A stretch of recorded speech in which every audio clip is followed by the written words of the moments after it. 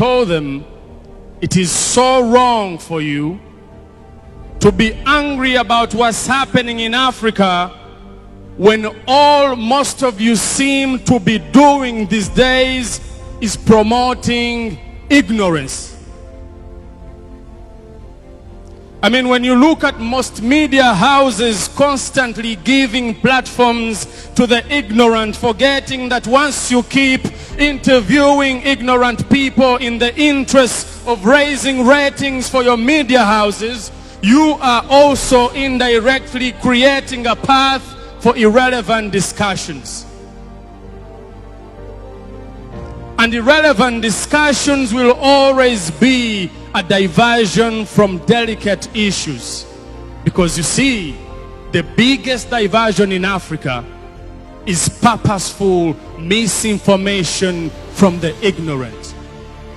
Maybe that is why Nelson Mandela once said that fools multiply when intelligent people are silent.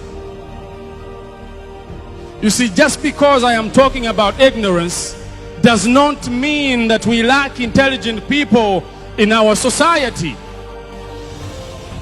All I'm saying is that your silence, even when you know the solution to our problems, is indirectly giving confidence to the ignorant. And guess what?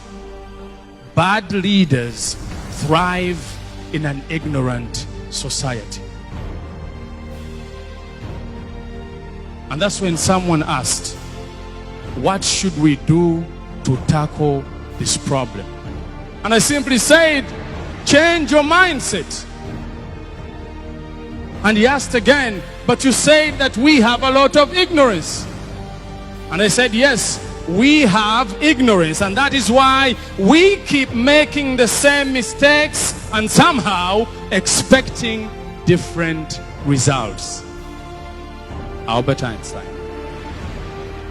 The thing is, we can only get rid of ignorance by simply educating society, by making them know that freedom is a right, not a luxury, that peace is not the absence of wars, but rather the presence of social, economic, and political justices, that those using guns to intimidate our people should know, should be taught that holding a gun does not equate to bravery.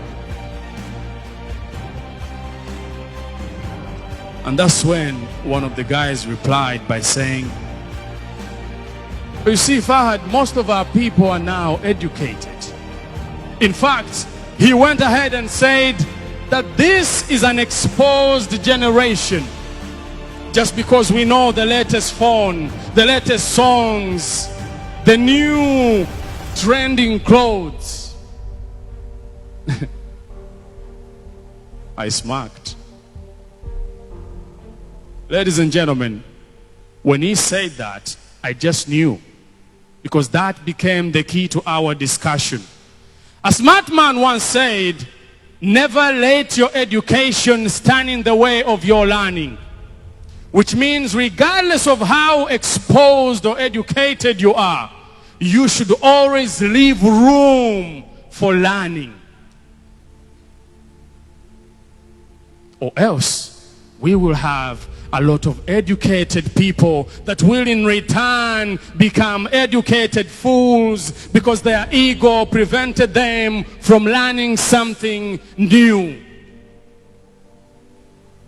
And just like Dr. Rigsby once defined it, ego is the anesthesia that deadens the pain of stupidity. And pride is the burden of a foolish person.